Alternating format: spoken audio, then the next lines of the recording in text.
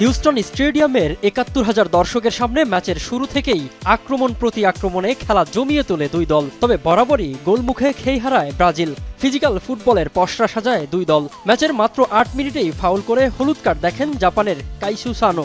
এর ঠিক ৩ মিনিট পরেই ডিবক্সের সামান্য বাইরে থেকে ফাউল করে কার্ড দেখেন কাসিমিরো। ম্যাচের প্রথম হাইড্রেশন ব্রেকের সময় পরিকল্পনা সাজায় দুই দল। মাঠে নেমেই তার বাস্তবায়ন দেখা যায় জাপানের থেকে। ব্রাজিলের ডিফেন্ডার দানিলোর ভুল পাস থেকে মাঝ মাঠে বল পায় জাপানের খেলোয়াড়েরা।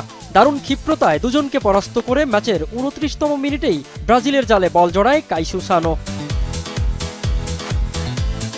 আমি ভরসা রাখি হিরন স্মার্ট ওয়াটার পিউরিফায়ারে। এরপর কেবল চাপে থাকা ব্রাজিল গোল পরিশোধের চেষ্টা চালায়। তবে প্রথমার্ধে ১-০ গোলে পিছিয়ে থেকেই বিরতিতে যায় আনচেলত্তি বাহিনী। খেলার গতি বাড়াতে দ্বিতীয়ার্ধের শুরু থেকেই মাঠে নামানো হয় এনরিককে। ম্যাচের ৫৬ মিনিটে গ্যাব্রিয়েলের ক্রসে কাসিমিরোর হেড গোল করে সমতায় ফেরান ৫ বারের বিশ্ব চ্যাম্পিয়নদের। এরপর আর পিছু ফিরে তাকাতে হয়নি সেলেসাওদের। ৭০% বল পজিশন নিয়ে আক্রমণের পর আক্রমণ করে ব্যস্ত রাখে জাপানের ডিফেন্স লাইনকে। সবাই যখন অতিরিক্ত ৩০ মিনিটের খেলা গড়ানোর হিসেব নিকেশ নিয়ে ব্যস্ত, ঠিক তখনই বদলি নামা ব্রাজিলের ফরওয়ার্ড গ্যাব্রিয়েল মার্তিনেল্লি ডিবক্সের ভেতর থেকে কোনাকুনি শটে বল জড়ান জাপানের জালে। আর তাতেই নিশ্চিত হয় সেলেসাওদের ম্যাচ জয়। সেই সাথে দারুণ ফুটবল খেলা জাপানকে নিতে হলো শেষ ৩২ থেকে বিদায়।